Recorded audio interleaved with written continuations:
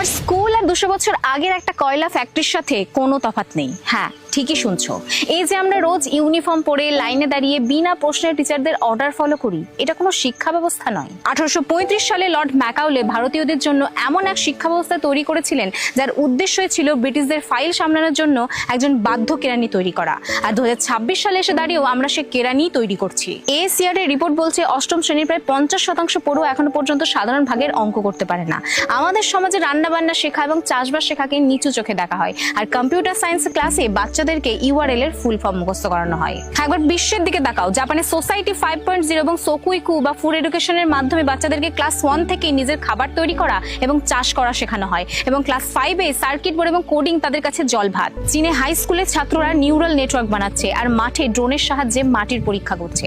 আর আমাদের দেশে প্র্যাকটিক্যালের নামে চলে শুধু খাতা সাজানো। ওই বক্সের রিপোর্ট বলছে যে আমাদের দেশে অর্ধেকেরও বেশি গ্রাজুয়েট